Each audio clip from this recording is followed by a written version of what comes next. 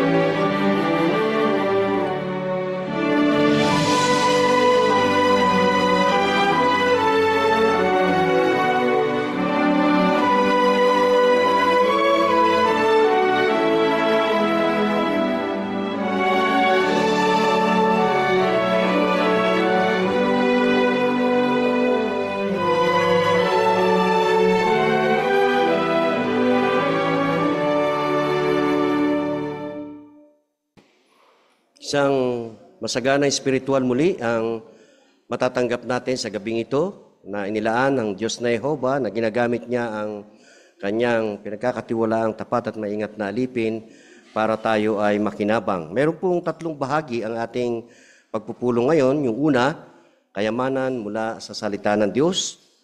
May 10 minutong pahayag dito na ang pamagat, ang tema, huwag mong sabihin iyan.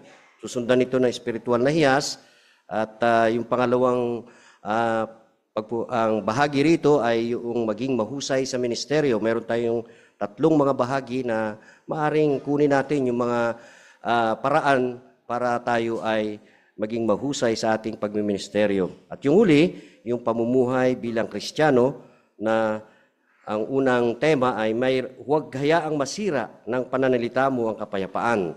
At susundan ito ng pag-aaral ng Biblia gamit ang aklat na lubusang magpatotoo sa kaharian ng Diyos. Ngayon ay pakinggan natin ang 10 minutong pahayag, ang kanyang paksa, huwag mong sabihin yan. Gagampanan sa atin ito ni Brother Christian Calso. Pakisuyo, Brother Calso.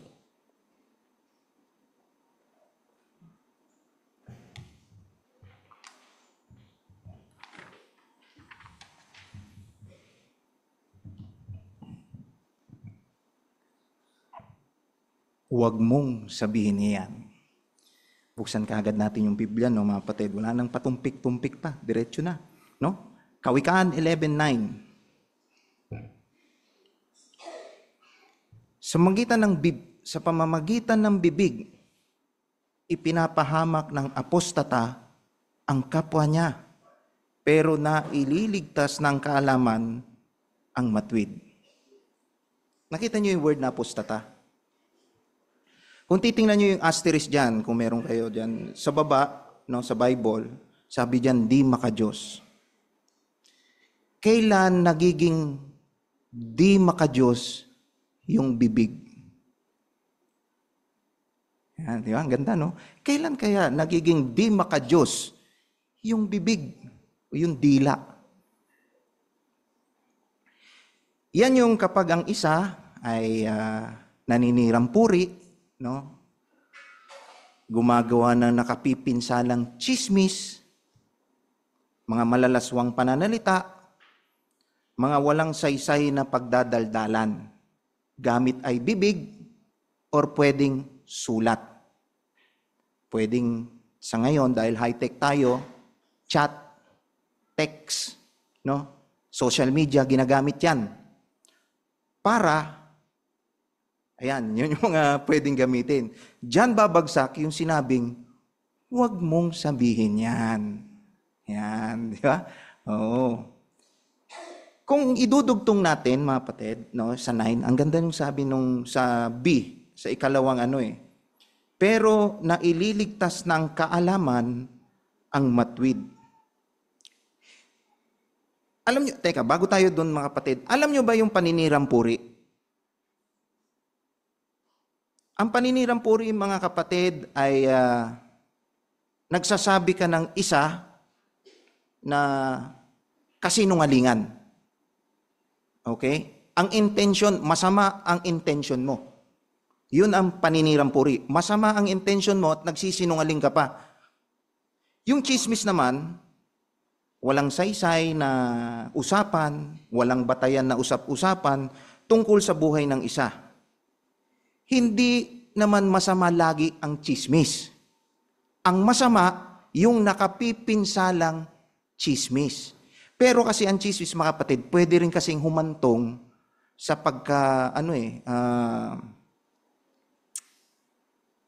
pwede rin makapanirang puri na rin eh. Kumbaga nakakasira na rin sa isa eh. Oo, pwede nang papunta doon yung chismis. Kaya mag-iingat tayo. Pero ituloy natin yung sabi nung 9, no? Kanina doon, sabi doon, kailangan maililigtas ka ng kaalaman. Ibig sabihin, bago ka magsalita, isipin mo muna. Kaya kung meron tayong sasabihin, halimbawa, sa isa, pag-isipan mo. Baka mamaya hindi maganda. Baka chismis na yan. At dyan, sinasabi, huwag mong sabihin iyan. Halimbawa, ako, sinasabi ko kay Brother Ponciano na si Brother DLC ay palautang. Ay mag-iingat ako, mga kapatid. Baka mamaya, nakakapanirang puri na ako. Di ba? Ingat tayo sa ganon. O baka yung mga chismis na yan, mag-iingat din tayo. Kaya ito mga kapatid, yung chismis, hindi lang ako magsasabi, yung sasabihin na wag kong sabihin yan, hindi lang ako dun sa magsasabi, pati dun sa nakikinig. Halimbawa, may sinabi akong ganon, kasi talagang dapat wag kong sasabihin yung makakapanirang puri. Talagang hindi ko dapat sabihin yon. Pero kung halimbawa, may nagsabi, nasabi ko na, dun sa nakikinig pa lang, wag mo ring sabihin iyan. I-balance natin. Hindi lang dun sa nagsabi, pati dun sa sinabihan. Wag mo nang sabihin din yan sa iba. Nakuha niyo yung punto, mga kapatid? Mahalaga to kasi ang Pilipino talaga, chismoso, chismosa. Di ba? Kaya kailangan maintindihan natin to, no? Kaya, maganda rin yung sabi dyan doon sa verse 9. No? Kung titingnan nyo, yung reference ng verse 9, Kawikaan 2:11, sabi dyan, karunungan o kakayahang mag-isip. Kaya iisipin muna natin. Kaya tayo, kung halimbawa nasabihan naman ng chismis, teka, pag-isipan nyo. Dapat, huwag nyo nang sabihin yun. Okay? Maliwanag?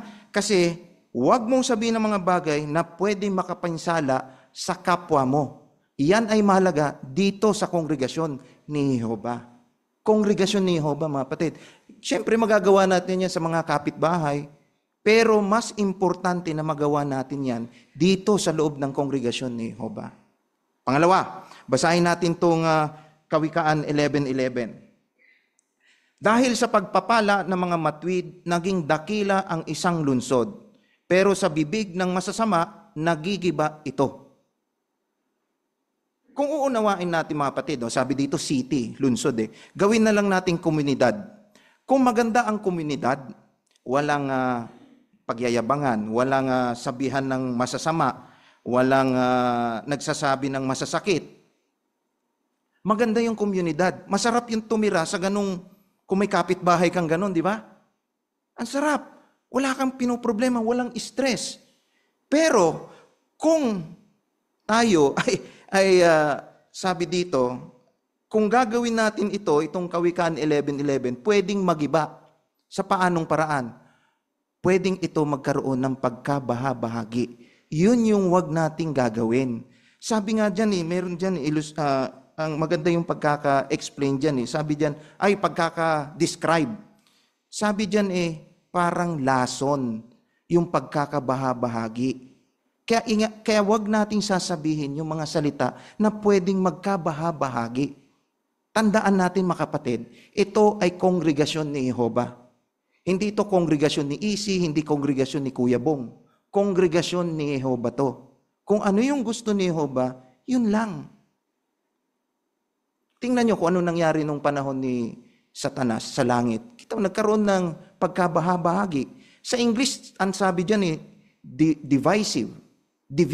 Hindi ko alam kung American o British English gamit o Australian, divisive, divisive. Sa Tagalog, kung itatagalog yan, sabi dito, nagkakabahagi-bahagi. Pero, dibisyon, nagkakaroon na ng dibisyon. Pagkahati-hati na. Dahil sa mga sinabi mo. Kaya mag-iingat tayo doon, mga kapatid, yung pwede tayong magkahati-hati na. Pangatlo, basahin natin itong Kawikaan 11:12 at 13. Ang kulang sa unawa ay humahamak sa kapwa niya, pero ang taong may malawak na kaunawan ay mananatiling tahimik. Ang maninirang puri gumagala para magbunyag ng mga sikreto, pero ang mapagkakatiwalaan ay marunong mag-ingat ng confidential na mga bagay. Kaya dito, huwag mong sabihin ang mga confidential na mga bagay.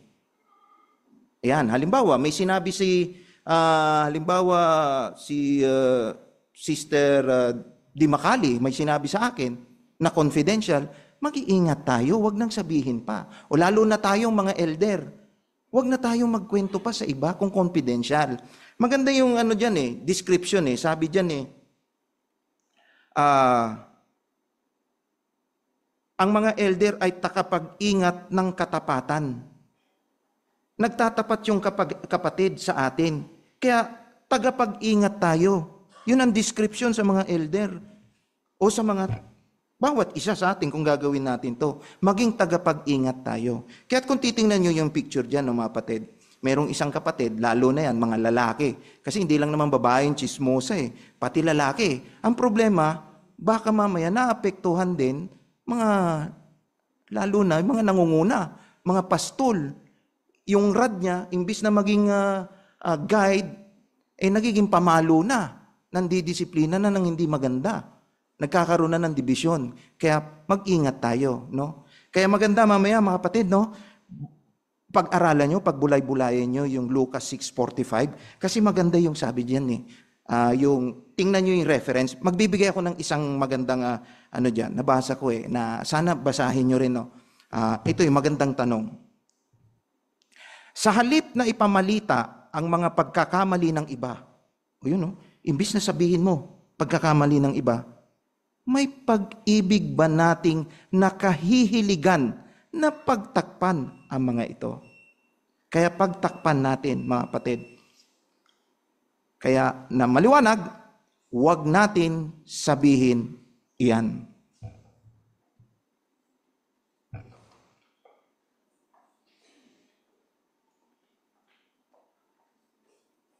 Maraming salamat, Brother Calso, sa inyong mahusay na pagkalalahad ng paksa ng temang ito.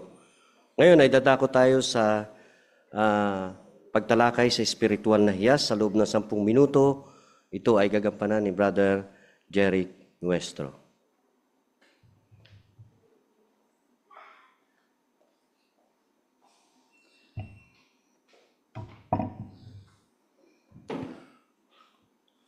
Ating pasisimula ng paghuhukay ng spiritual na hiyas, pagbabasa ng teksto sa Biblia, sa Kawikaan, Kabanatang 11, Talatang 17. Sino po ang nanais na magbasa? Okay, Brother Gab tayo. Kapag mabait ang isang tao, siya mismo ang nakikinabang. Pero kapag malupit ang isa, siya mismo ang napapahamak. Okay, maraming salamat. So dito tayo sa tanong. Andiyan yung diferensya sa kahon. Paano makakatulong sa atin ang pagiging mabait? Paano ito makakatulong sa bawat isa? Sister Umali Michelle. Meron nga pong magandang epekto sa atin yung pagiging mabait. Ayon nga po doon sa aklat na Overcoming Stress, may isang kabanata po na ang pamagat ay inaalis ng kabaitan ng stress. Sinabi po dito ni Dr. Tim Cantoper na kapag mabait ka sa iba, gaganda ang kalusugan mo at magiging masaya ka. Pero ang isang taong masungit o hindi mabait ay hindi masaya dahil nilalayuan siya ng iba. Ayan. Totoo naman yan, di ba? Ano pa? Ano pa yung pakinabang natin, Sister Shares? Ang pagpilit na gawin ng isang bagay na hindi natin kaya o hindi paglimita sa ating kakayahan at pagmamaliit sa sarili ay isa din po palang bagay na maaaring ika-stress natin. Kaya sa pagiging mabait po sa ating sarili, nagre-resulta ito na hindi isa-isip ang mga bagay na negatibo at makakatulong na makabawas ng stress. Napakagandang punto. Sister Barce po, dagdag na punto. Karagdagan lang po at sabi dito, pagsikapan natin na maging mabait, huwag nating hayaan na makagawa tayo lagi ng hindi maganda sa iba na halos di na natin makayanan ng konsensya natin dahil ito ang magiging sanhi ng stress natin. Kaya napakaganda ng binanggit ng Marcos 12:31 na sabi, mahalin natin ang iba tulad ng pagmamahal natin sa sarili natin. Ang aral, kapag masakit sa atin, masakit din sa iba. Kaya malasakit sa iba ang lagi nating ipadama. Ayan, napakagandang punto. Sister Maglangit. Since may mga benefits po tayong nakukuha kapag taglay natin ang kabaitan, so dapat po na mag-manifest ito or ipakita natin sa lahat ng pagkakataon yung katangian na ito kung nais natin na makasumpong ng favor sa paningin ni Jehovah at ng tao. Ayon yun sa Job 6:14. Okay. Napakarami nating nahukay dito. Meron pa na isang komento? Brother Audi? Kaya kung may advantage po yung pagiging mabait, sa kabaligtaran naman po, kapag masungit, matapobre, tsaka walang malasakit po sa iba, ayon po sa verse, siya po mismo yung nagpapahamak sa sarili niya. Kaya ang isang tao po na hindi mabait, ay nagiging malungkot po siya at iniiwasan po siya ng iba. Kaya lalo po siyang nakakaranas ng stress at kawalang kaligayahan. Kaya yung benefits po ng pagiging mabait po, i-utilize po natin yan. Kasi tayo rin naapektuhan. Brother Umali? Tama yun, apektado rin yung sarili. Kasi halimbawa, kung hindi tayo mabait sa sarili natin, hindi natin may enjoy yung mga spiritual na gawain. Halimbawa, baka napapansin natin, wala tayong study sa bahay-bahay kahit masipag tayo. Sa pulong, regular naman tayo dumadalo, pero parang konti yung komento ko. So imbis na ma-enjoy yung gawain, nalulungkot tayo. Pero kung mabait tayo sa sarili natin, na-enjoy natin yung mga gawain. Daming punto, Napakaganda. Salamat sa inyong pag-ukay. Brother Nolan, may karagdagan pa? Taas ka ba? Kaya napakaganda talaga ang bilang isang Kristiyano, maganda talaga taglayin natin yung kabaitan kahit na hindi ka nais-nais yung isang tao. Okay. Maraming salamat. So, okay na sa atin yun. Salamat sa inyong pagsagot. Sa pagbabasa ng Biblia, para sa linggong ito, anong spiritual na hiyas ang nagustuhan mo? Sister Lilia Vasquez.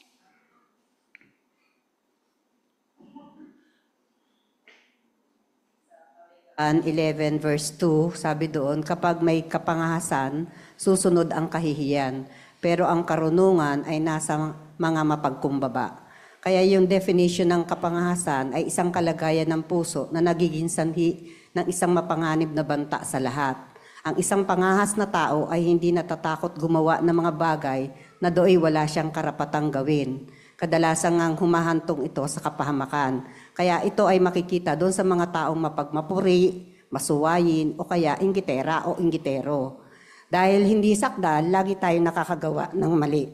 Pero sa kabilang dako naman, yung landasin ng karunungan ay mapagkumbaba, pagkilala sa ating mga limitasyon. Kung uunahin natin ang karunungan kaysa sa emosyon, mababawasan ang anumang kaguluhan sa pagitan ng mga magkakapatid. Napakaganda ng sagot. Ano po? Sister Atamos Jana. An 11:4. Ang tekstong ito ay nagbigay paalala po na di mabibili ng material na bagay ang pagsang-ayon ni Jehovah, kundi ang pagbibigay pangunahin po sa pangkaharian na gawain, at ito rin po ang maghahanda sa akin sa malaking kapighatian para magamit ang namamalaging pagpapala po buhat kay Jehovah sa paraisong lupa po. Okay, maraming salamat. Sister Kay. Isang magandang paalala naman po ang Kawikaan 11 verse 4 na kamangmangan ang umibig ng sobra sa material kapag nakakaligtaan na po natin ang personal study, pananalangin, pagdalo sa mga pulong at pakikibahagi sa mga ministeryo sa larangan. Sinasabi po sa reference na walang anumang dami ng kayamanan ang makapagbibigay ng kaligtasan sa darating na malaking kapagitaan. Salamat, Sister Irene at Tamosa. Pakarami, ano? Yung nandun po sa Kawikaan 11:9, sabi po kasi sa referensya, dapat ang pananalita ay dalisay, pinag-isipang mabuti at makonsiderasyon. Natutuhan ko po dito na talagang pinahahalagaan po ni Jehovah yung mga salitang nakakapagpatibay kaysa salitang mga nakakapanghina ng spirito. Kaya sisikapin ko pong magamit ang mikroponong ito para mapili ang mga salitang buong ingat kung gagamitin nang sa ganon makapagpatibay sa iba at hindi makapagtibag ng pananampalataya nila. Okay, Sister Calso, Ampi.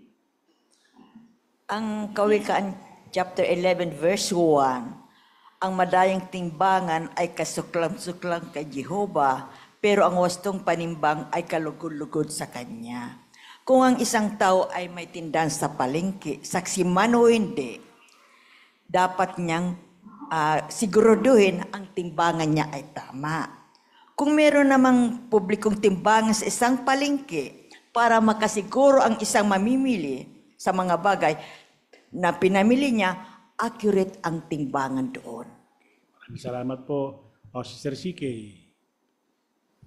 Ang karunungan ay nasa mga mapagpakumbaba sa tubi ng 11 ng Kawikaan. Maaari nating maipakita yung isa doon, yung pagiging mapagpakumbaba, kung maudyokan tayong unahin ng iba kaysa sa ating sarili. Kung gagawin natin ito, mamahalin tayo ni Jehovah, at the same time, mapapapurihan natin siya. Okay. Sister Hirotani.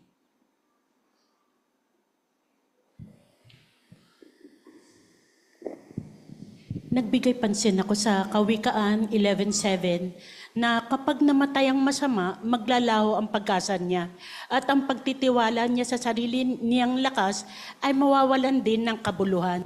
Samantalang kapag matuwid ang isang tao dahil sa pag-asa niya sa mga pangako ni Jehovah, mamatay man siya, ang pag-asa niya ay hindi mawawala. Ipagkakalob ito sa kanya ng Diyos. Maraming salamat po. Okay, Marby tayo. Marby.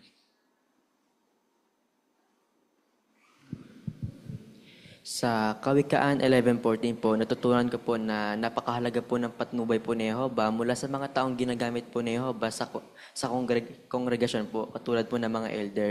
Kung tatanggapin ko po ang kanilang payo, lalakas po ang aking spiritual po. Okay. Last na lang sa sister, katabi ni Irene. Sa Kawikaan 11:12, ang kulang sa unawa ay humahamak sa kapwa niya, pero ang taong may malawak na kaunawaan ay nanatiling tahimik. Ang tunay na karunungan ay nagpipigil ng paraan. Ang tunay na karunungan ay nagpipigil ng paraan ng kanyang mga sinasabi. Dahil isang kamangmangan na maliitin ang kapwa at ang tunay na kaunawaan ay panatiling tahimik. Kaya pinakita na pinapahalagan ng Diyos na Jehovah, nagpapakita ng paggalang sa mga kapatid at maging makonsiderasyon sa lahat at di lang sa iilan. Para magawa ito, kailangan ko magsalita ng may paggalang sa iba at iwasan ang magsalita ng may panunuya. Maraming salamat po sa inyong pagkukomento mga kapatid. Lahat ay nakidabang. Balik po tayo sa ating chairman.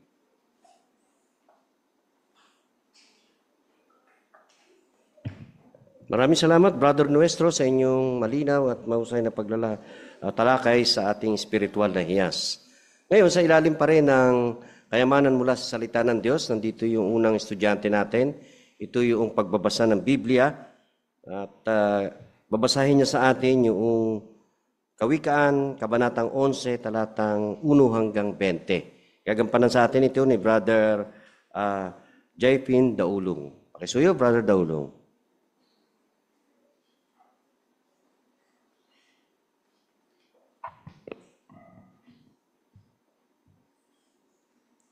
Ang madayang timbangan ay kasuklam-suklam kay Jehovah, pero ang wastong panimbang ay kalugod-lugod sa kanya.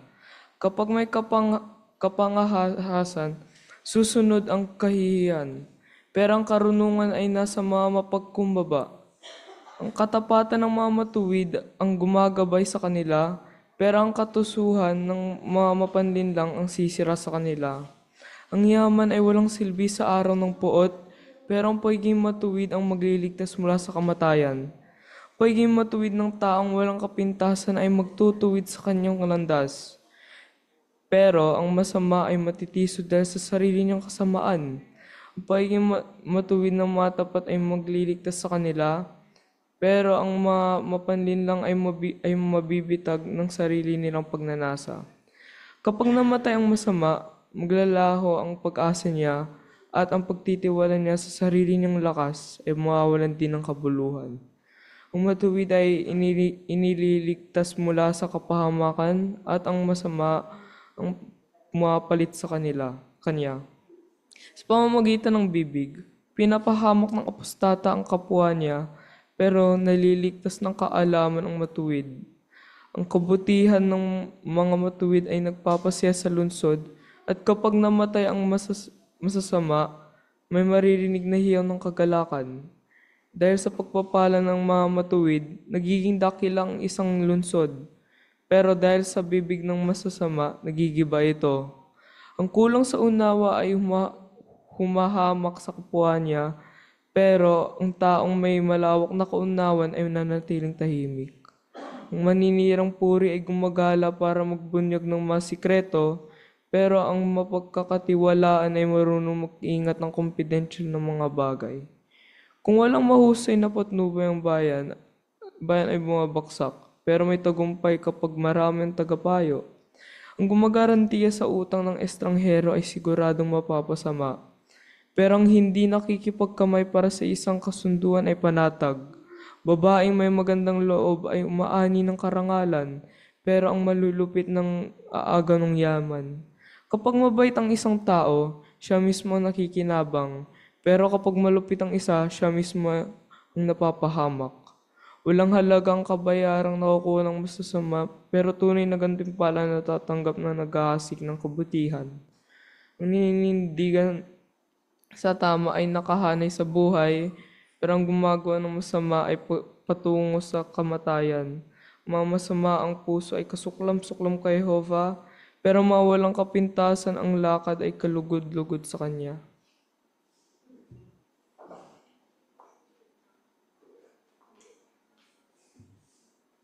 Maraming salamat, Brother Daulong, sa inyong bahagi. Inatasan kayo, Brother Daulong, doon sa Aralin 5. Ano? Ito yung tumpak na pagbabasa. Paano ba ihahanda ito? Binanggit dito na maghandang mabuti. Sa ilalim ng maghandang mabuti, Brother Daulong, ay hindi lang ito basta binabasa, kundi uunawain din kung bakit binasa sinulat yung binabasa natin, Brother Daulong. At kailangan hindi tayo nagpo-focus dun sa individual na mga salita, kundi kailangan na wala tayong naidaragdag sa ating pagbabasa. Kuminsan kasi pagka nagkamali ka, nadadagdagan yung binabasa mo. So hindi dapat ganun. Kung malinaw yung pagbabasa natin at tama yung mga salita, madaling maintindihan ng kausap natin sa may bao. Kaya kung nasa ministeryo tayo. Kaya yun ang mahalaga at nakita naman natin kay Brother Daulong, hindi naman nauulit, wala naman nadadagdag. Kaya dapat ay maging malinaw sa yung binabasa natin para madaling maintindihan ng mga nakikinig sa atin. Salamat, Brother Daulong, sa inyong mahusay na pagbabasa. Ngayon ay dadako tayo sa ikalawang bahagi ng ating pagpupulong. Ito ay maging mahusay sa ministeryo. Nandito yung tatlong may bahagi ngayon. Ang una ay yung pagpapasimula ng pakipag-usap. Ito ay di formal na pagpapatotoo. Ang sabi ng setting ay humanap ng pagkakataong masabi sa kausap mo ang natutuhan mo sa nakaraang pulong. 4 na minuto ito, gagampanan ito ni Sister Marlene Torres at ang tatayong kausap niya ay si Sister Maria Licanda. Pakisuyo, Sister Torres. Hi ate, anong number mo? Matagal pa ako. Number 58 pa ako. Magkasunod pa lang pala tayo. Number 59 ako. Kaya parang napansin ko ang daming tao dito sa butika, Oo nga eh. Napakainit kasi ng panahon. Kaya marami mga tao nagkakasakit. Tama ka naman. Marilyn pala pangalan ko. Talagang magastos ang magkasakit ngayon. Lalo na ngayon, pataas ng pataas ang mga bilihin. Oo nga eh. Ako pala tawagin mo lang ako Ate Maria. Ako nga rin, ang dami ko lang ininom na gamot dahil marami akong sakit na iniinda. Isa nga pala akong saksi ni Jehovah. At naalala ko yung nakaraang pinag-aralan namin sa aming Bible meeting na yung topic namin na paano magiging tunay na maligaya ang buhay natin. Para sa'yo, paano ka magiging maligaya? Siyempre, maging maligaya lang ako kapag wala akong sakit, wala din akong mga problema. Tama naman. Maganda yung natutuhan ko sa Bible na ang pagpapala ni Jehovah, yan ang dahilan ng spiritual na kasaganaan ng kanyang bayan. At makakatiyak tayo na hindi niya yun dinaragdagan ng kirot. Paano ko naman malalaman? Anong ibig sabihin nun? Sa Kawikaan 10:22, ang pagpapala ni Jehovah ang nagpapayaman at hindi niya yun dinaragdagan ng kirot. Ay, ganun ba? Pero bakit marami na ako nakakita na tapat naman sila sa Diyos, pero naghirap pa rin sila at marami pa rin mga problema silang nararanasan. Ayon sa natutuhan ko, ang problema at ang kabagabagan ay sumasapit sa atin sa tatlong pangunahing dahilan. Ang una, ang sariling makasalanang hilig. Ang pangalawa, si Satanas at ang mga demonyo. At ang pangatlo, ang napakasamang sanlibutan. Ganun pala yun, kaya pala naghirap ang mga tao. Kasi bagaman pinahintulutan ni Jehovah mga masasamang bagay, hindi yun nagmumula sa kanya. Sa katunayan, ang bawat mabuting kaloob at ang bawat sakdal na regalo ay nagmumula sa taas. Walang idinidulot na kirot ang mga pagpapala ni Jehovah. Ganun pala yun. Ang ganda palang itinuturo sa inyong meeting yun, At maaari nating tingnan sa Bible ang mga tekstong nabanggit ko para makita mo ang sinasabi mismo ng Diyos. Nakakatuwa naman pala, Marlene, yung salamat sa pag-share mo sa akin tungkol sa katotohanan. Tika lang kasi mukhang malapit na ako natin tatawagin. Salamat sa time mo, Ate Maria. Sabay tayo palabas para makuha ko yung contact number mo. Sige, maraming salamat, Marlene, sa time mo sa akin. Okay.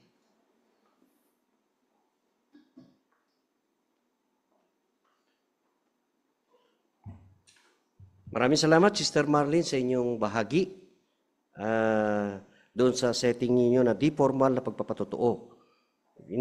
Inatasan kayo doon sa Aralin 2, number 4, no? Sabi dito yung matyaga. Sabi, pag may kausap tayo, mga kapatid, Sister Marlene, ay huwag nating isipin na ipapasok agad natin ang Biblia tungkol sa usapan. Pero yun talaga ang layunin natin, na ipasok yung kung ano yung sinasabi ng Biblia. Kailangan lang maghintay tayo ng tamang pagkakataon. Pag ganun ang ginawa natin, magiging natural yung pagsasabi natin o pagpapasok natin sa Biblia. Katulad nung halimbawa, nagtanong, maraming sakit ngayon na naranasan.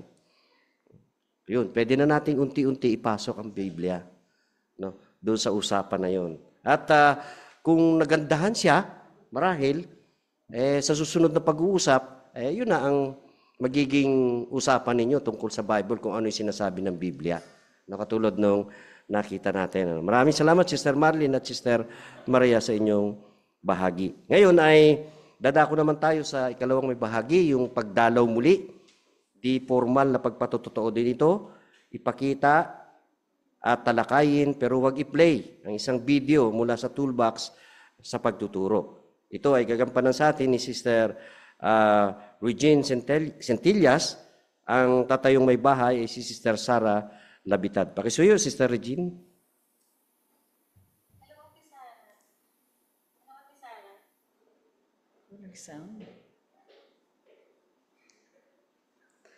Hello, Ate Sara. Kamusta na po kayo? Hi, Regine. Ikaw pala yan. Opo, dito pa talaga pa tayo nagkita, no?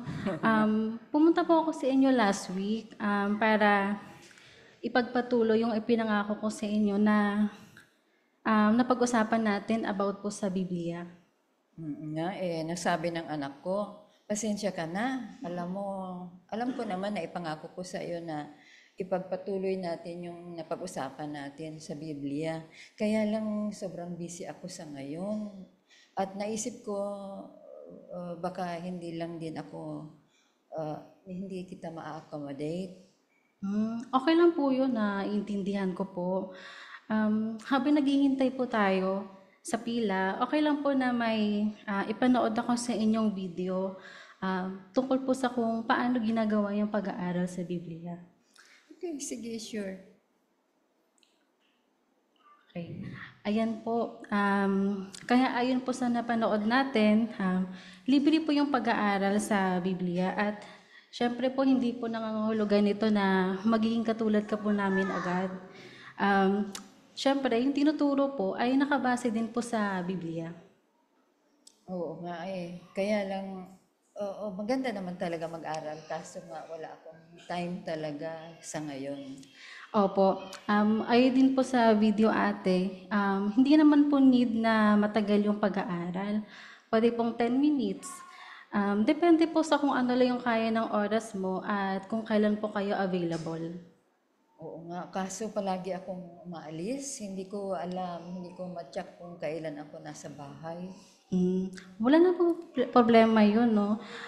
Basta kung kailan po kayo free, pwede niyo pong sabihin sa akin sa text or tawagan niyo po ako para makapag-usap po tayo kahit saglit lang.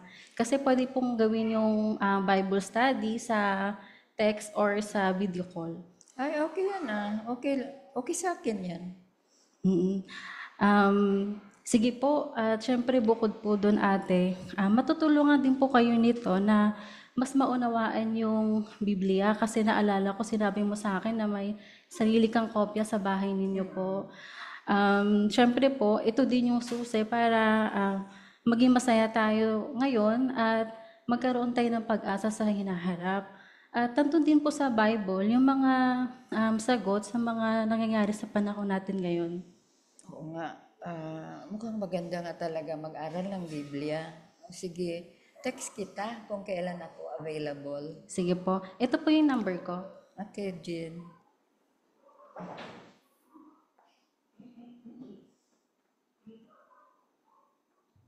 Maraming salamat, Sister Regine Centillas at kay Sister Sara Labitad.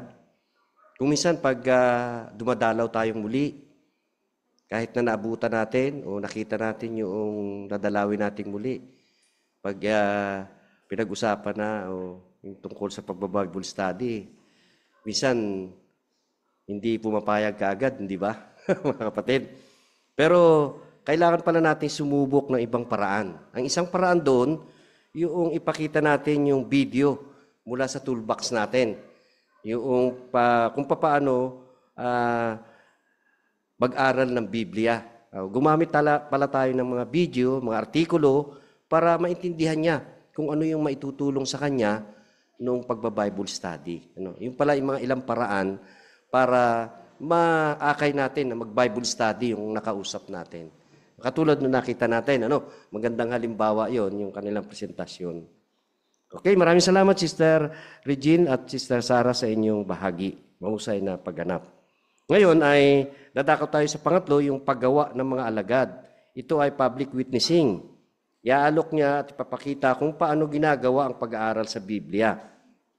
Gagampanan ito ni Sister Chrisley Di Macali at ang tatayong patutuhanan niya, si Sister Rose Libres. Pakisuyo, Sister Di Macali. Magandang araw po. Magandang araw po. Parang napansin ko po na parang may inaantay po kayo. Gusto niyo po ba kumuha na itong mga brochure namin? Libre lang naman po ito. Oo nga iniintay ko kasi yung kasama ko. Madalas ko ngang mapansin yung cart ninyo kapag pumupunta ako sa doktor ko para magpa-check up. Nakakatuwa naman po at napapansin niyo po itong pagkakart namin. Oo, medyo curious lang ako sa mga babasahin nyo. Kaya mabuti naman in-approach mo ako kasi nahihiya ako magtanong eh. Gusto po talaga namin ibahagi itong mga salig Biblia ang mga babasahin na ito para matulungan din po yung mga tao. Ito po, bibigay ko po sana po ito sa inyo. Masayang buhay, magpakailanman. Mukhang magaganda naman yung paksa, kaya lang pag binasa ko mag-isa, baka hindi ko maintindihan. Tamang-tama po kasi nag-aalok po kami ng libreng pag-aaral sa Biblia para po to sa mga taong interesado po na malaman ng higit yung impormasyon tungkol sa Biblia, sa Diyos at iba pa. Ganun ba? Paano naman ginagawa yun? Okay lang po ba sa inyo na maipanood po kung isang maikling video lang po tungkol sa pag-aaral po sa Biblia? Ayan. Ganun lang po siya kadali. At makikita na po dito sa pag-aaral po, halimbawa ko pong itong brochure po na ito. Makikita na po dyan, may mga paksa po, may mga tanong at sagot, at meron po dyan makikita kayong mga ilustrasyon.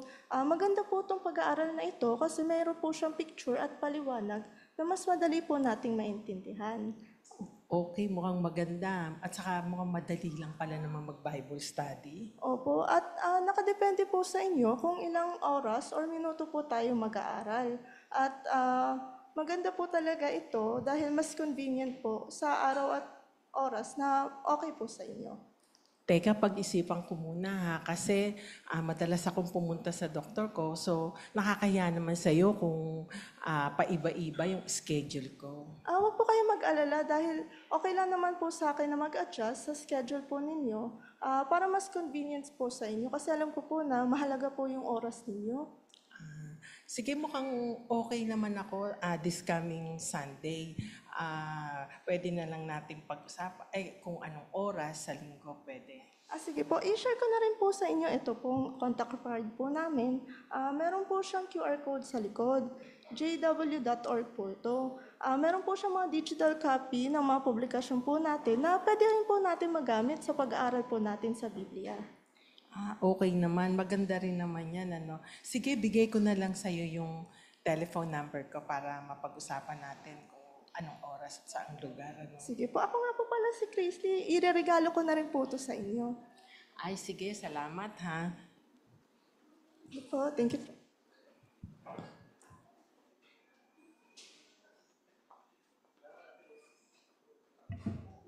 Maraming salamat sa bahagi niyo, Sister Di Macali, Sister Chrisley, at Sister Libres sa inyong bahagi. mahusay na pagkaganap, no? At kayo, Sister Di Macali, ay inatasan doon sa Araling GIS, number 3, no?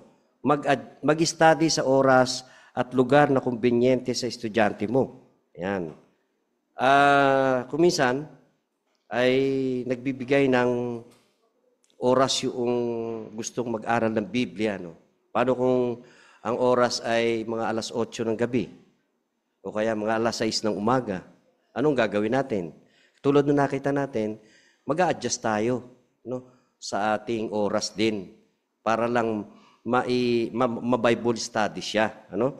At susunod tayo doon sa schedule na gusto nung inaaralan natin sa Biblia, ano? Sa araw at oras na gusto niya. Yan. Kaya kung may magsabi ng ganon, talagang mag-a-adjust tayo bilang mga lingkod ng Diyos na Yehova. Katulad nung presentasyon na nakita natin. Lalo na kung ito ay nasa public witness, nasa pampublikong pagpatotoo natin, talagang susundin natin kung anong oras ang pinag-usapan nung gustong magpa-Bible study. Maraming salamat po sa inyo at maraming salamat sa gumanap lahat ng mahusay sa kanilang mga bahagi. Ngayon ay dadako tayo sa ikatlong at huli na bahagi ng ating pagpupulong. Ito ay pamumuhay bilang Kristiyano. Pero bago yun, awitin muna natin yung awit bilang 157. No, kung angkop sa inyo, awitin natin ito na nakatayo, ang pamagat o kapayapaang hindi magwawakas. Hinalaw sa awit 29:11. Kasuyo, nasundan natin ang himig ng ating musika.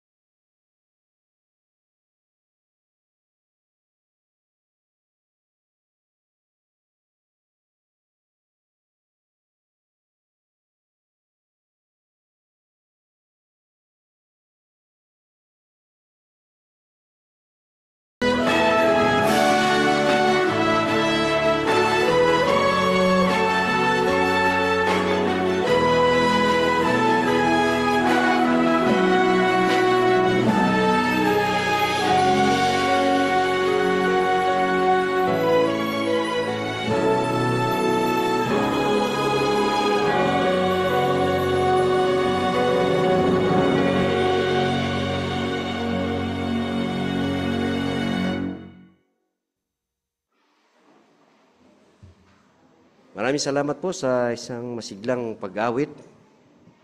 Ngayon ay dadako tayo sa huling bahagi ng ating pagpupulong pamumuhay bilang Kristiyano. Iharap sa atin ni Brother Roy Mata ang paksang huwag hayaang masira ng pananalita mo ang kapayapaan sa loob ng 15 minuto.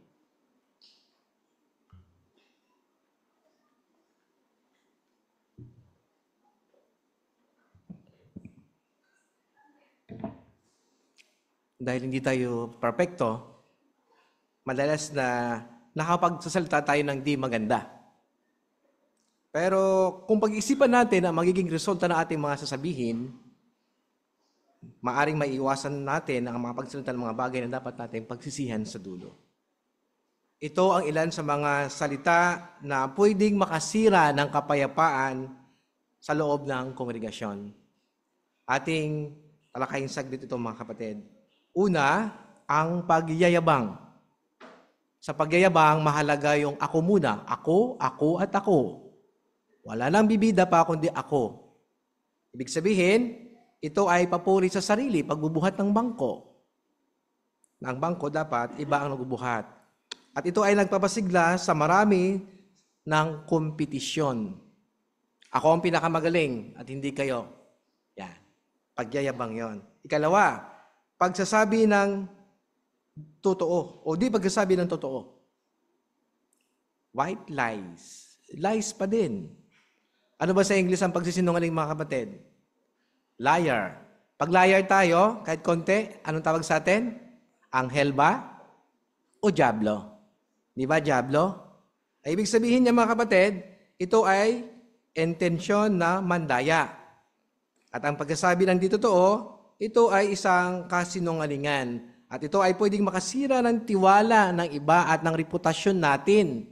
Tayo individually. Kapag tayo ay nagiging diablo o sinungaling. Kaapat o ikatlo, chismis. Ang usapan natin kanina. Ano bang kahulugan ng chismis mga kapatid? Pangangasiwa sa pag-aari ng iba.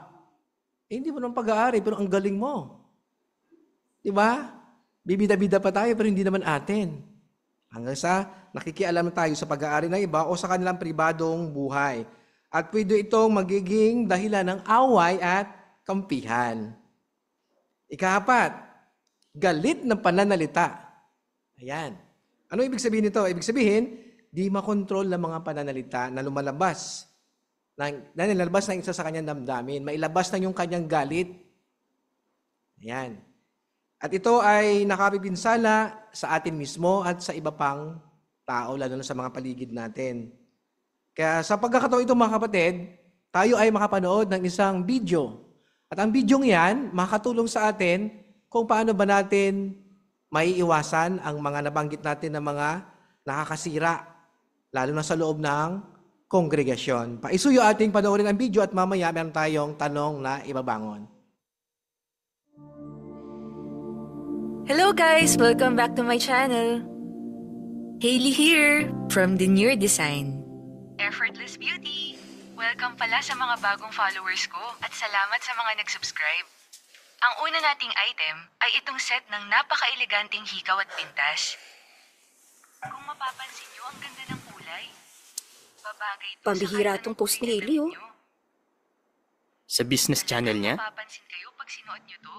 Walang ka-effort. Kasi simple pero elegante.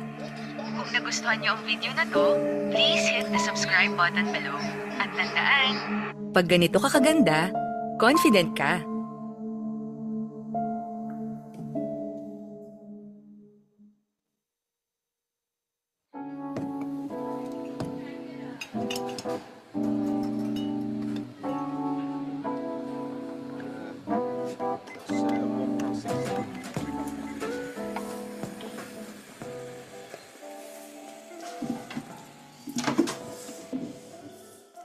Si Hailey talaga? Oh, bakit?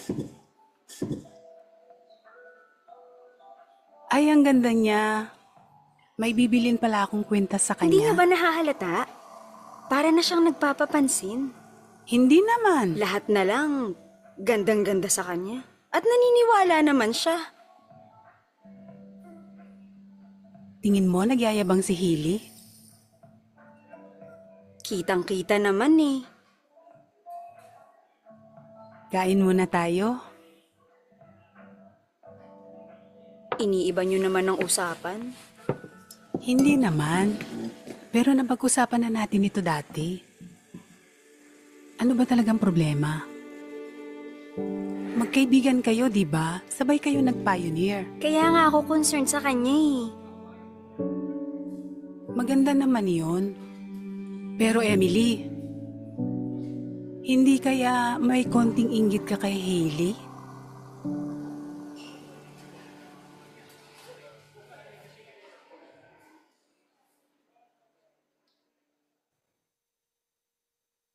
Sabay kayo nag-pioneer. Kaya nga ako concerned sa kanya eh. Maganda naman yon. Pero Emily, hindi kaya may konting inggit ka kay Hailey? Kala ko maiintindihan niyo ako. Naiintindihan kita, Emily. So tama ako. Di ko pa nakikita lahat ng post niya. Wala naman sigurong immoral, no? Wala. Oo, hindi niya magagawa yun. Pero, kung sa tingin mo, kailangan niyang mag-ingat sa mga pinopost niya, ibang usapan na yun. Maganda siguro kausapin mo siya.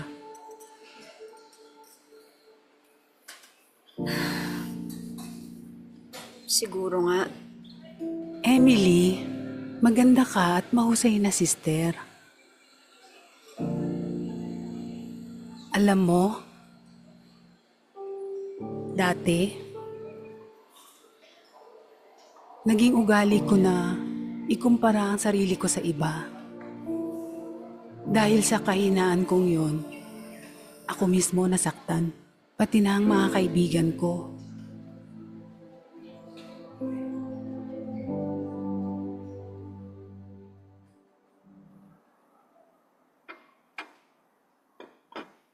Dapat ba hindi na lang ako nakipag-usap kay Ate Celia? Hindi, tama lang yung ginawa mo. Mapagkakatiwalaan mo siya. Anong sabi niya? Sabi niya naiintindihan niya daw ako. Ayos. Yung mga post ni Hailey, anong sabi niya? Sabi niya, hindi pa niya raw nakikita lahat ng post ni Hailey.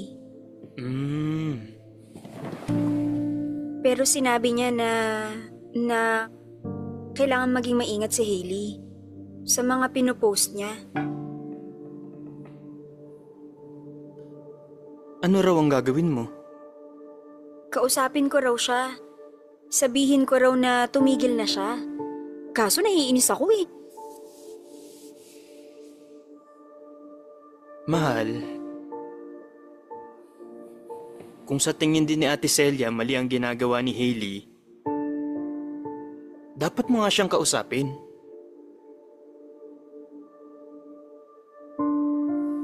Kaya mo yan.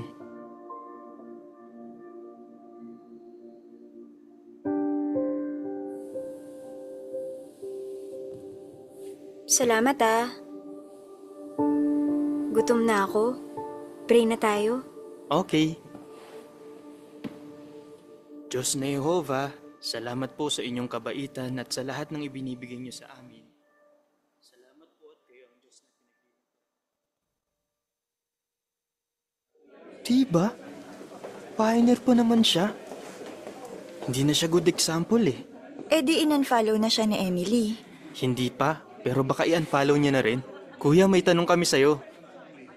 Sige, ano yon? Anong masasabi niyo sa mga post ni Hailey? Bakit? May problema ba? Sabi ni Emily, lahat ng post niya puro papansin. Proud na proud siya sa damit niya, buhok niya, makeup niya. Kahit nga si Ate Celia napansin din yun eh. Alam niyo, napakadali talaga ma-misinterpret ang mga post sa social media. Ako nga mismo, nagawa ko yun sa iba eh. Nakagawa agad ako ng konklusyon, pero mali pala ako. Oo nga kuya, no? Sorry. Ayoko sanang putulin ang usapan niyo. Okay lang ba na tulungan mo akong buhatin ng mga kahong to? Sige po.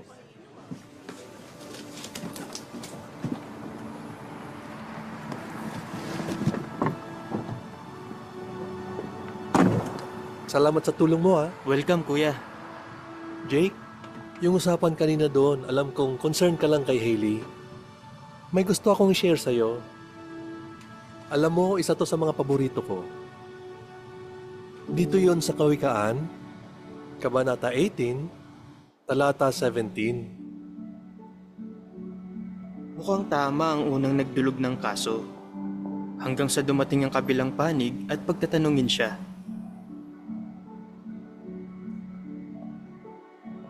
Parang di ko po maintindihan. Kung minsan kasi Jake, baka yung isang side lang ng kwento ang naririnig natin. Kung hindi pa natin mismo naririnig yung kabilang side, huwag muna tayong gagawa ng konklusyon.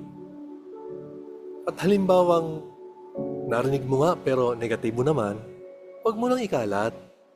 Kasi di rin natin gustong mangyari sa atin yun, di ba? Di ko po naisip yun. Salamat, kuya. Kailangan kong mag-sorry kina Hari at Marie. Sasabihin ko rin kay Emily na kausapin niya si Hailey. Ayos yan, Jake.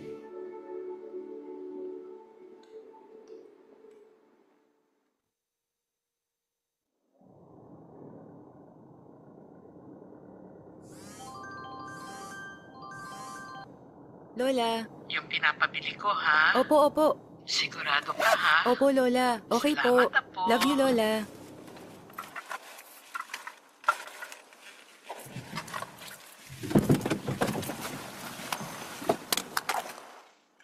Hala.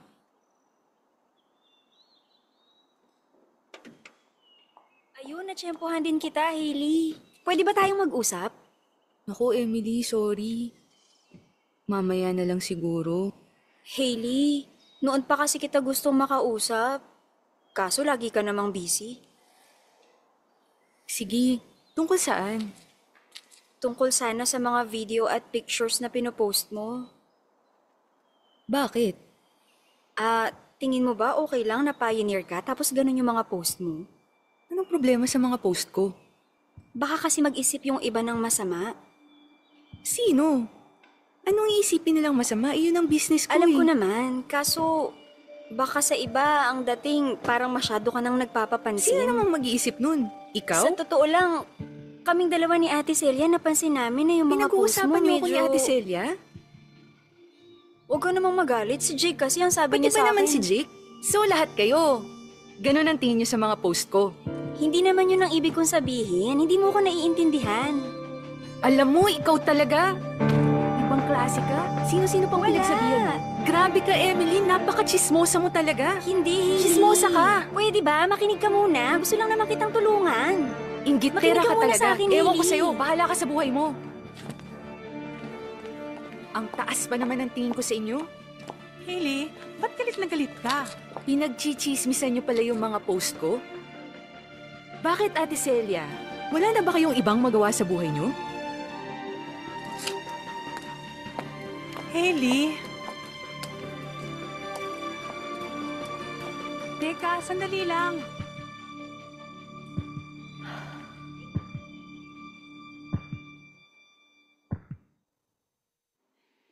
Maraming salamat. Na-enjoy tayo din ang video, mga kapatid. Bueno, ang tanong natin, mga kapatid, ay ito. Ayon sa video, paano ipinakita sa video kung gaano kadaling masira ng panalitan natin ang kapayapaan sa kongregasyon? Kay Sister CK, paisuyo. Naging madali ito na masira dahil sa yung ginawa ni Emily ay iba yung version. Doon nag-start, iba yung kwento. Pero pinayuhan nga ng Kawikaan 1817 na pakinggan yung both sides ng kwento. Then, ang nakakalungkot nga lang, yung kumalat ay yung maling kwento at sa kongregasyon pa mismo. Salamat. Kay Brother Odi, paisuyo. Odi Belmonte. Ipinapakita po sa video na kahit simpleng misinterpretation o malisosyong salita lang po ay pwedeng makasakit ng damdamin ng iba at makasira po ng kapayapaan sa kongregasyon. Halimbawa po yung pagbibigay ng walang basehang mga komento dahil po sa pagkakalat ng hindi siguradong impormasyon ay maaaring magdulot po ng hindi pagkakaunawaan, inggitan o samaan po ng loob. Salamat. Kay Sister Calso, paisuyo sa likuran. Ang gagawin natin, kausapin natin ang ating kapatid. Huwag magkumpara at huwag usgahan. Buranin ang negative idea sa ating isipan tungkol sa Kanya. Tingnan natin ang good qualities niya. Magpatawad tayo at tularan siya ang Diyos na Jehovah. At palagi nating isa-isip ang kapayapaan at pagkakaisa sa loob ng kongregasyon. Maraming salamat po. Hanggang dito na lamang ating bahagi.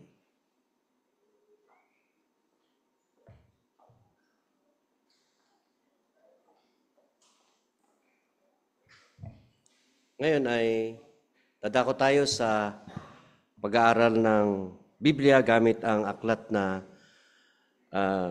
lubusang magpapatotoo sa kaharian ng Diyos. Nasa Kabanata 25 na tayo, ang tatalakay na ay nasa 14 to 21. Gagampanan sa atin ito ni Brother Danilo Calso at ang kanyang tagabasa si Brother Florence Umali. Pakisuyo po.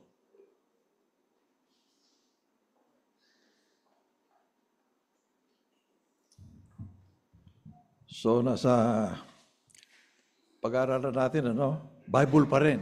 Bible. Ang gagamitin lang natin yung lubusang magpatotoo na aklat. Okay? Pero Bible-based publication ito. So nasa chapter 25 tayo ng paragraph 14 to 21. Dito makikita na natin si Apostol Pablo na dati ang kanyang relihiyon ay Judaism, Ang relihiyon kasi noon at that time, yung false religion, Judaism, ang sekta noon, Pariseo at Sadduceo. Parang isang kakristyanuhan, Catholicism, saka Protestantism, yan ang sekta. Okay, dito nakita natin ang pagbabago ni Apostol Pablo rito. Ano ang resulta ng kanyang pagbabago, anong epekto nito sa mga Hudyo o mga dati niyang karelihiyon. So, ang ating tagabasa, si Brother Umali, kaya pakisuyo po na subaybayan na natin siya sa kanyang pagbasa, paragraph 14 at 15. Talagang ang gumawa si Pablo ng malalaking pagbabago sa kanyang buhay. Sinabi niya kay Agripa, "Hindi ko sinuway ang pangitain mula sa langit, kundi dinala ko ang mensahe. Una ay sa mga nasa Damasco, pagkatapos ay sa Jerusalem, sa buong Judea, pati sa ibang mga bansa, na dapat silang magsisi at manumbalik sa Diyos sa pamamagitan ng mga gawang nagpapatunay sa kanilang pagsisisi." Sa loob ng maraming taon, tinupad ni Pablo ang atas na ibinigay sa kanya ni Jesucristo sa pamamagitan ng pangitaing iyon. Anong naging resulta? Ang mga tumugon sa mabuting balita na ipinangaral ni Pablo ay nagsisi sa kanilang immoral at di tapat na paggawi at bumaling sa Diyos. Ang mga taong ito ay naging mabubuting mamamayan na sumusunod sa batas at namumuhay ng maayos. Gayunman, baliwala ang mga kapakinabangang iyon sa mga Hudyong mananalansang ni Pablo. Sinabi niya, "Dahil dyan, sinunggaban ako ng mga Hudyo sa templo at tinangka akong patayin. Pero dahil sa tulong ng Diyos, patuloy akong nakapagpapatotoo hanggang sa araw na ito sa nakabababa at nakatataas." Okay, so ito na yun ang ating unang tanong. Ano ang sinabi ni Pablo tungkol sa mga pagbabagong ginawa niya sa kanyang buhay? Anong pa niyo mga kapatid? Brother Mata? Sige.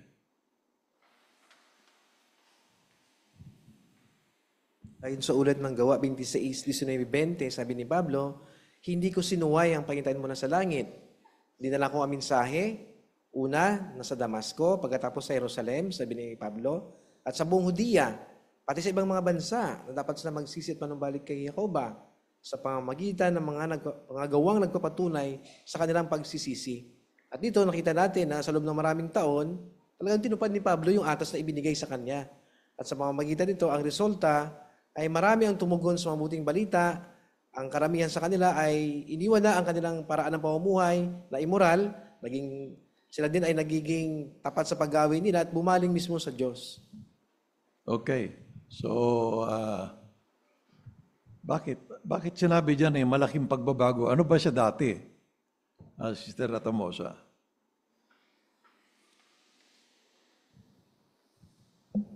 Gaya po ng alam natin kasi yung kinabibilangang sekta ni Pablo, alam niya po ay tama yung pagpatay ng mga Kristiyano at alam natin ang isa doon ay si Esteban. Kaya nung akala niyang tama yun, naalaman niya yung katotohanan, ay sinikap niya pong magsisi at magbago. Kaya nung ginawa po niya, tinupad naman niya yung atas para tumulong naman po sa iba. Yan. Bakit sinabi niya na hindi ko sinaway ang pangitayan mula sa langit, kundi dinala ko ang mensahe, una sa Damasco, Jerusalem, Judea at sa mga Gentile nations. Bakit niya binanggit ito, mga kapatid? Bakit niya nabanggit yan? No? Kay Agripa. Ba't niya sinabi kay Agripa yan? Kay Haring Agripa. Okay, Sister Quiñones.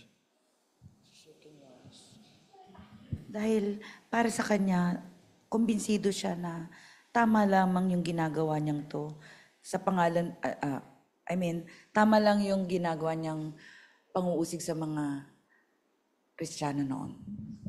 Okay, Brother Odi. Si Odi naman, please. Parang sinasabi niya po dito na may mission siya. Yung mission niya po na sundin po kung ano yung inutos sa kanya ni Jesus na ipangaral po yung mabuting balita. At dahil may mission siya, hindi po sa kanya galing yung mensaheng pinapangaral niya, kundi galing po sa kay Jehovah na ama po ni Jesus. Yun ang kaso sa kanya, no? Kinakasuhan siya. Kaya sinabi niya ito na wala akong nilalabag na batas. Yun ang sinabi niya. Ano? So, ngayon, ano naging resulta dahil siya'y, kumbaga, lubusan niyang ginawa yung gawain ng isang Kristiyano? Kasi nagbago na siya from Judaism to Christianity. Ito Christian pala, naging Kristiyano na siya. Anong naging resulta sa kanyang pangaral ng mabuting balita tungkol kay Kristo? Sister Ampi. Ang mga taong yun ay naging mabubuting mamamayan, sumunod sa batas, at namuhay ng maayos. Ayun, oo. Ano ba yung kailangan nilang ipagsisi? Kasi nga, sabi niya, kailangan magsisi kayo. Di ba, ginawa niya sa Gawa 26:20. Di ba, napansin niyo doon? Sabi niya, kundi dinala ko mensahe una sa mga Damasco. Yan. Sa dulo na lang, sa pangitan ng mga gawang magpapatunay sa kanilang pagsisisi. Paano nila pinatunayan na sila ay nagsisi at na-qualify na maging Kristiyano? Brother Nolan. Kasi yung mga Kristiyano noon dati ay hindi pa sila Kristiyano ay marami silang gawain na mga hindi sinangayonan ng Diyos, tulad na lang mga immoral at hindi tapat na paggawi nila. Kaya naging Kristiyano na po sila para papakita nila na nagsisi sila, iniwanan nila lahat to para makita yung pagsisisi nila. Ayun, naging effective, Pero sa kabila ng, nagbago yung mamamayan, dahil naging Kristiyano, binago na nilang kanilang mga, kumbaga, maling mga gawain, binago na nila yon. Pero bakit natin masabi na binaliwala pa rin mga kapwa-Hudyo nila? Bakit natin sinabing parang baliwala yung, hindi nila na-appreciate yung pagbabago ng mga kapwa-Hudyo nila? Anong ginawa nila, Sister Iya?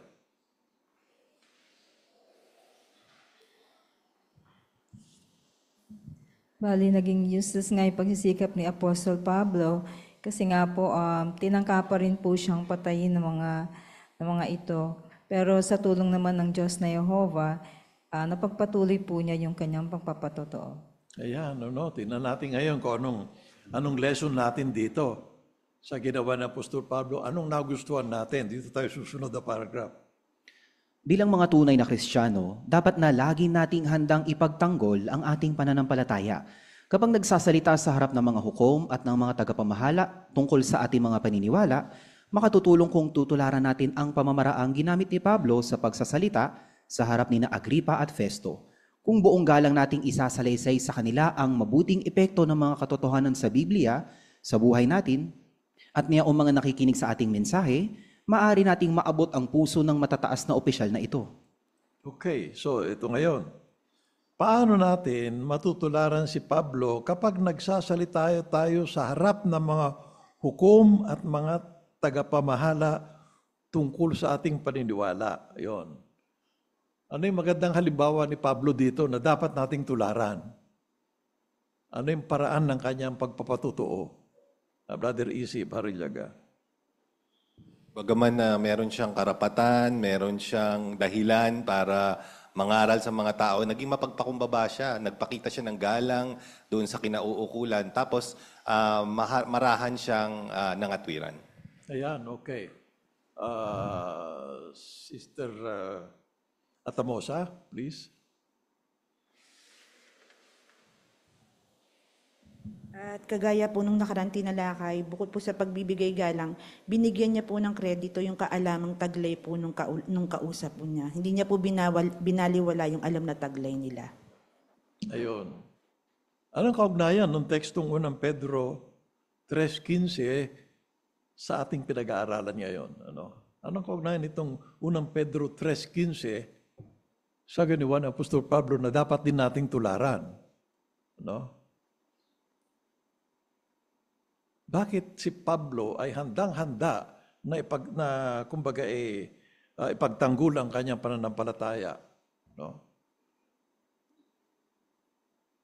Siya ba'y, wala ba siyang, siya ba'y maraming alam na kung bakit lagi siyang handa?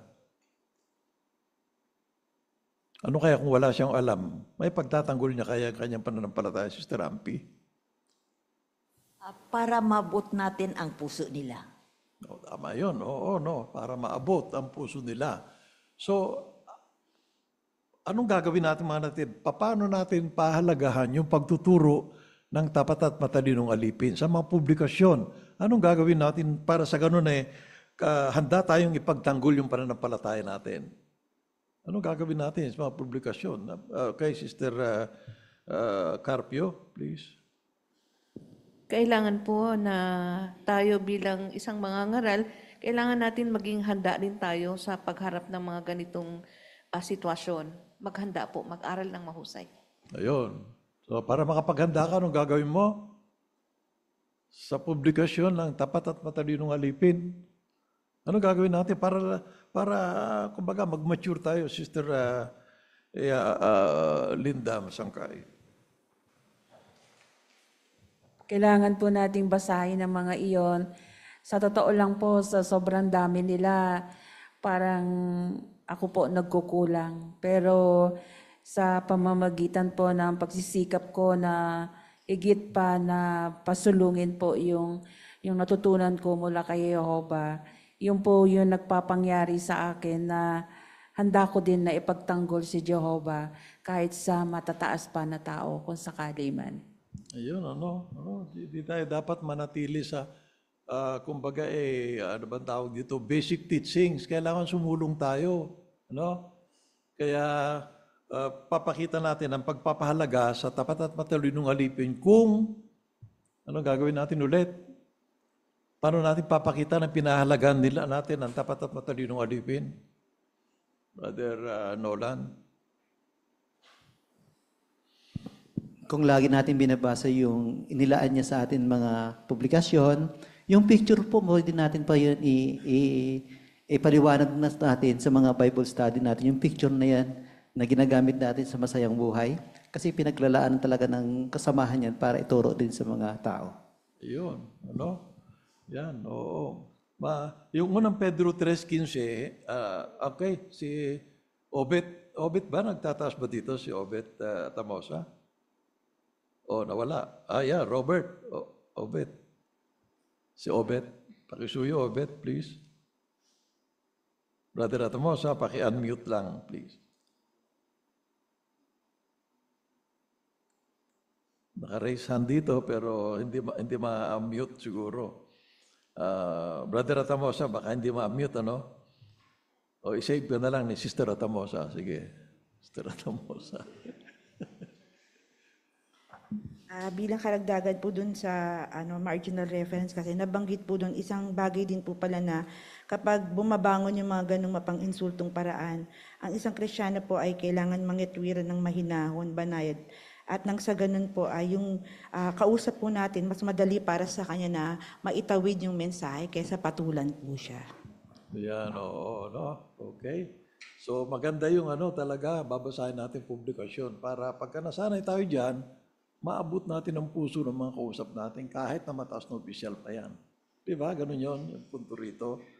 O, tingnan natin dito sa paragraph 17 na tayo na ang subtopic ay mahihikayat mo ako maging Kristiyano. Sino kaya nagsalita nito? Alamin natin dito sa paragraph 17. Malaki ang naging epekto ng mapersang testimonya ni Pablo sa dalawang tagapamahala. Pansinin ko ano ang nangyari. Habang sinasabi ito ni Pablo bilang pagtatanggol, sumigaw si Festo, "Baliw ka na, Pablo. Nababaliw ka na dahil sa dami ng alam mo."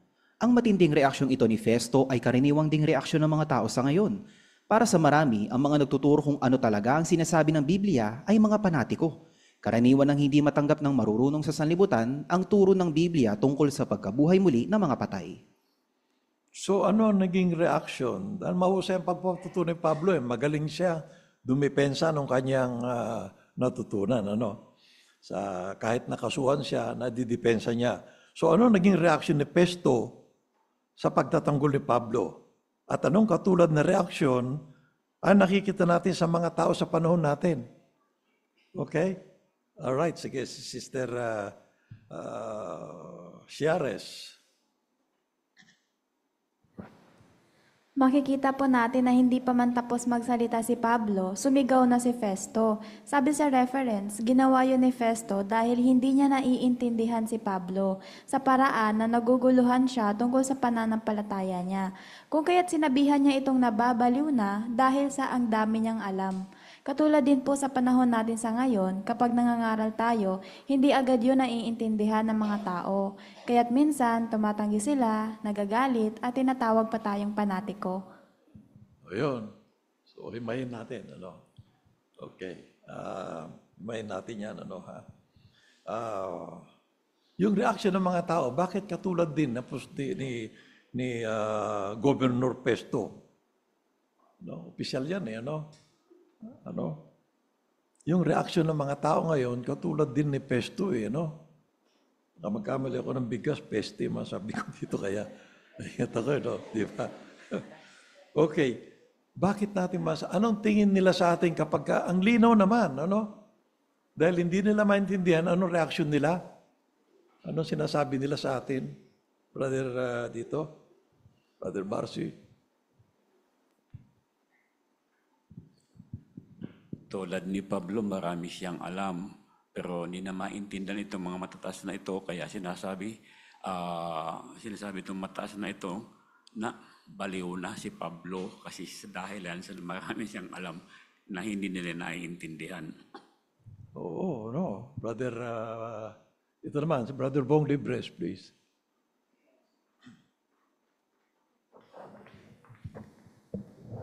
Sinasabi ng maraming tao, pag Biblia na pinag-usapan, panatiko ang tingin sa atin Panatiko. At lalo-lalo na yung mga marurunong na matatalinong tao, hindi talaga nila maintindihan kung ano yung itinuturo ng Biblia. Hindi nila iniintindi katulad nung panahon ni Apostol Pablo. Ayun, oo. Yung paraan ng pangangaral ni Apostol Pablo, ano yung nagustuhan nyo doon, mga kapatid? Yung paghaharap niya sa dalawang opisyal ng gobyerno, isang hari at isang gobernador, Ano yung nagustuhan niyo yung paraan ng pagtuturo niya? Nasa unang paragraph, makikita niyo na dyan Ano napansin niyo, mga kapatid, yung paraan ng pagtuturo niya, yung pagsalita niya, ano sa palagay niyo? Sister Caloso, please. Mapuwersa ang pananalita niya. Oo, persuasive siya magsalita. Persuasive. Nakakakumbinsi talaga kasi nga, alam niya kung anong sasabihin niya. Okay? So, dito na ngayon tayo sa paragraph 18 naman na ngayon. Tingnan natin ang anong sagot ni Pablo nung sabihin siya, baliw ka na. Sabi ni Festo, At tingnan naman natin kung ano ang reaksyon ni Agrippa. Pero may sagot si Pablo sa gobernador, "Hindi ako nababaliw, inyong kamahalang Festo. Matinaw ang isip ko at nagsasabi lang ako ng totoo. Siguradong alam na alam ito ng hari na malaya kung kinakausap ngayon. Naniniwala ka ba sa sinasabi ng mga propeta, Haring Agripa? Alam kong naniniwala ka." Sinabi ni Agripa, "Sa maikling panahon lang, mahihikayat mo akong maging Kristiyano." Pinapakita ng mga salitang ito, taimtiman o hindi, na malaki ang naging epekto sa hari ng pagpapatotoo ni Pablo. Yan. Tandaan natin, mga kapatid, ang background dito, si Agrippa, at si Pablo, pareho sila ng relihiyon dati. Pareho silang Judaism. Okay? Kaya lang si Pablo, seryoso siya sa religion niya. Ito naman si Agrippa, hindi masyado. Kumbaga superficial. Hindi siya sincere sa kanyang paniniwala. Pero pareho sila ng relihiyon. Ngayon ito, ano sagot ni Pablo kay Festo nung sinabihan siya'y baliw? No? Okay, Brother Esek, please. Ang ganda nung sagot niya, may paggalang pa rin. Kasi sinasabi niya hindi ako nababaliw inyong kamahalang Festo. Nagsasabi lang ako ng totoo at matino ang isip ko. Ayun, oo. No? Galing, paraan niya. May paggalang pa rin, So, ito naman si Agrippa. Si Agrippa, si Hari ito Hari, Kabigay nominal Jew ito. Hindi naman siya buong Hudyo talaga. Hindi naman kasi galing siya sa Edom. Edomita siya, Edominian ba? Parang ganoon. Basta hindi siya Hudyo. Pero alam niya yung Jewish religion. Alam niya yung batas ng Hudyo. Okay? Kabisado niya yun. Well-versed siya. Anong tugon niya? Samantalang nagsasalita si Pablo, anong sabi niya? Yeah, Sister Michelle. Sa Gawa 26:28, sinabi nga ni Agrippa na sa maikling panahon lang, mahihikayat mo akong maging Kristiyano. Yan, oo, Okay. Pero tingnan niyo yung sinagot ni Pablo, Di ba, ano ba yung sinasabi niya? Kasi hindi naniniwala si Festo Pero ano sabi ni Pablo kay Haring Agrippa? Ano yung mga binanggit niya, Brother Esek? Dinamay ni Pablo itong si Festo si Haring Agrippa kasi sinabi niya, siguradong alam mo na hari na malaya o kinakausap ngayon. Tapos tinanong niya, naniniwala ka ba dito? Tinanong niya si Haring Agrippa, naniniwala ka ba sa mga ng mga propeta? Alam kong naniniwala ka. At parang inano niya si Haring Agrippa, isinama niya doon sa usapin. Kaya yun ang naging sagot tuloy ni Haring Agrippa. Ayun, napansin niyo, sinalo niya. Yung tanong niya, sabi niya, alam ko naman ng mga sinasabi ko, alam mo rin sabi niya. Kasi nga, well-versed siya sa Jewish law. Well-versed pareho ni Pablo. Okay, Brother Chito. Makita natin yung kausahan ni Pablo ng pag-present ng sarili niya sapagkat inakusahan nga siyang baliw hindi siya nagpatinag doon. Ito nga, sa Agrippa, alam ang may mga bagay na ito. At nakumpirma nga, nasabi na nang makumbisi si Agrippa, sincere man siya na may kling panahon na kayat mo ako. Kaya ni Pablo, na-control niya yung tempo na makusason sa kanya na hindi yung totoo na baliw siya. Ayun, okay. Napansin niyo yung sinabi ni Pablo, alam ko naniniwala ka. Bakit hindi niya hinintay si Agrippa na sumagot? Halimbawa, kasi pareho naman silang naniniwala, naghihintay ng Mesias Kaya lang mali lang yung Judaism at si Pablo nagising sa katotohanan. Brother Jeric, may alam ka ba rito idadagdag? Kasi kung sumagot doon si Agrippa ng oo, magagalit naman sa kanya yung mga Pariseo. Pag sumagot siya man na hindi, magiging kay Pablo naman siya papati. Kaya talaga magkakaroon ng epekto sa kanya yung magiging sagot niya. Ayun, Kasi yung tinuturo nga nila, yung propeta, ibig sabihin yung mga hula ng mga propeta, nababasa rin ni Agrippa, nababasa rin ni Pablo ito. Pareho sila ng inaasahan, kumbaga pareho. Kaya lang ay hindi malinaw kay Agrippa, kay Pablo malinaw. Kaya hindi na niya hinintay Sinalo na lang niya, alam kong alam mo ito. Brother, okay, sige. Brother Odi Belmonte. Tsaka may matutunan din po tayo kay Pablo sa paraan niya po ng pakikipag-usap. Kasi si Agrippa po, same po sila dati ng religion, di ba po? Jewish po silang dalawa. Hudyo po silang dalawa. Ganon din po tayo sa ministeryo natin. Di naman po tayo dating saksi na, dati po tayong Katolik. At mga nakakausap din po natin doon, mga Katoliko din naman po. At may mga basic doctrines din naman po silang, tama din naman ang sinasabi ng Biblia. Pwedeng makipag-usap din tayo sa kanila ng mapagkakasunduan po. Okay, sige, paragraph 19 na tayo. Tingnan natin dito ang konklusyon ng dalawa, si Festo at si Agripa. Pagkatapos, tumayo na sina Agripa at Festo na nagpapakitang tapos na ang pag-uusap. Habang papaalis sila, sinasabi nila sa isa't isa, ang taong ito ay walang ginawang anuman na nararapat sa kamatayan o pagkabilanggo. Sinabi pa ni Agripa kay Festo, napalaya na sana ang taong ito kung hindi siya umapela kay Cesar. Alam nilang inosente si Pablo. Marahil ay magbabago na ngayon ang tingin nila sa mga Kristiyano. Ano ang naging konklusyon nila Festo at Agripa tungkol kay Pablo? Dahil nakita nila, linaw magpaliwanag, ang ganda ng paliwanag niya. Hindi nila matututulan kumbaga. Anong reaction nila? Anong konklusyon nila? Ano napansin nyo? Brother Tom?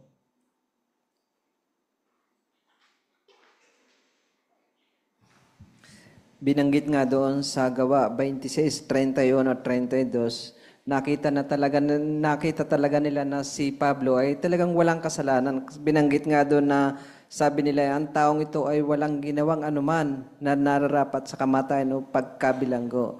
Kaya talagang naging konklusyon nila, talagang wala namang kasalanan si Pablo Siyempre, nadadala lang sila ng ng mga tao, yung mga nagsusumbong.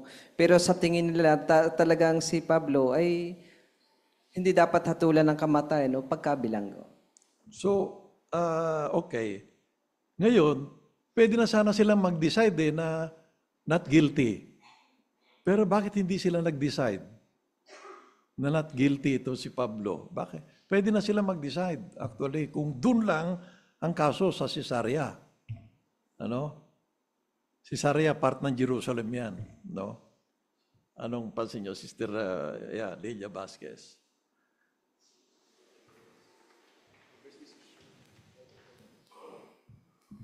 Kaya nga po hindi kaagad sila makapag-judge kasi umapila siya kay Cesar. Si Cesar mas mataas kaysa sa kanila. Kaya wala silang magagawa kundi ipadala ito sa kanya. Ayun, oo. Sa Rome. Sa Rome yun Biro mo, ang mga about 1,400 miles mula sa Jerusalem hanggang sa Rome. Kung di siya nag-appeal, decided case na sana yon. Pero, siyempre, tama sabi ni Sister Lia, doon ang desisyon talaga. Ayan, okay, sa 20 tayo. Ayon sa ulat, lumilitaw na hindi tinanggap ng dalawang makapangyarihang tagapamahalang iyon ang mabuting balita ng kaharian ng Diyos. Tama kaya ang naging pasya ni Pablo na humarap sa mga lalaking iyon? Oo, dahil sa pagdadala kay Pablo sa harap ng mga hari at mga gobernador sa Judea, nabigyan ng patotoo ang mga opisyal ng pamahalaan ng Roma na mahirap mapaabutan noon ng mabuting balita. Bukod dyan, ang mga karanasan niya at katapatan sa ilalim ng pagsubok ay nagpatibay sa mga kapananampalataya niya. Ano naging resulta ng pagpaputo ni Pablo sa mataas na opisyal? Ano resulta, mga kapatid? Si Agripa, naabot niya ang puso noon. Pero hindi naman ibig sabihin, pag naabot mo ang puso, susunod na sa'yo. Hindi naman. Sister Edith Tess Herotani, please.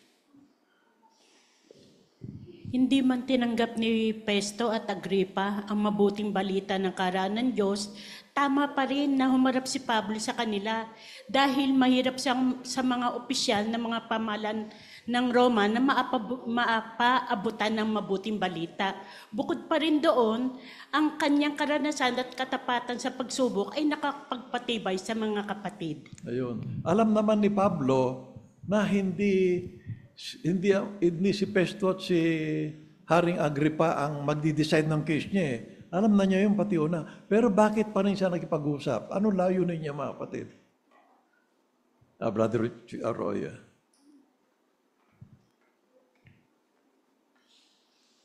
Kailangan pa rin kasi patutuo ito, mainam na patutuo ito sa mga gobernador na ito at hari na mahirap abutin ng mabuting balita. Ayan, oo. 21 na tayo. Ganyan din naman sa ngayon. Kung magpapatuloy tayo sa gawaing pangkaharian, sa kabila ng mga pagsubok at pagsalansang, maaari itong magbunga ng magagandang resulta. Magbibigyan ng patotoo ang mga opisyal na mahirap maapaabutan ng mabuting balita. Ang ating katapatan at pagtitiis ay maaari magpatibay sa ating mga kapatid na Kristiyano at mag-udyok sa kanila ng buong tapang na makibahagi sa lubusang pagpapatotoo tungkol sa kaharian ng Diyos. Okay, maraming salamat, Brother Romali, sa inyong mahusin na pagbasa. Kung magpapatuloy tayo sa gawaing pangkaharian, ano magagandang resulta ang maaari nitong ibunga? Kahit na may mga pagsubok, yung pag-uusig, kung magpapatuloy tayo, anong posibleng magandang resulta ibubunga, mga kapatid? Sister Joby, please. Maaari tayong tumanggap ng magagandang resulta. Oo, yan, katulad ng brother, Sister Lydia, please.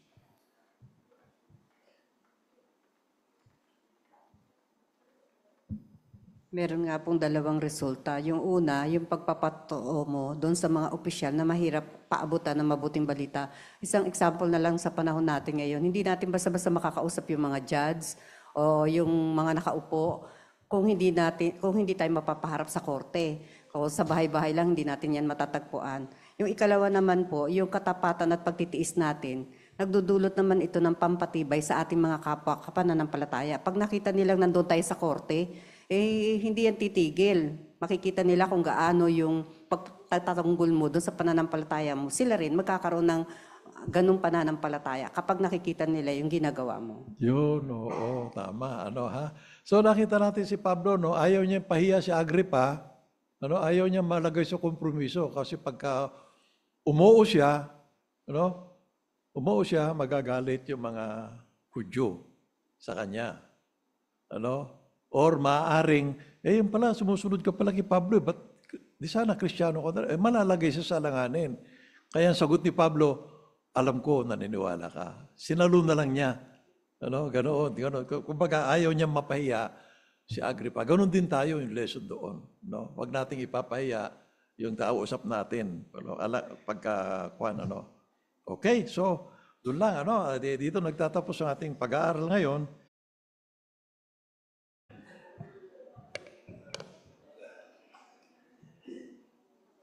Marami pong salamat, Brother Calso, at sa inyong tagabasa sa mahusay at nakapagtuturong pagtalakay sa ating pag-aaral ng Biblia gamit ang aklat na lubusang magpatotoo tungkol sa kaharian ng Diyos.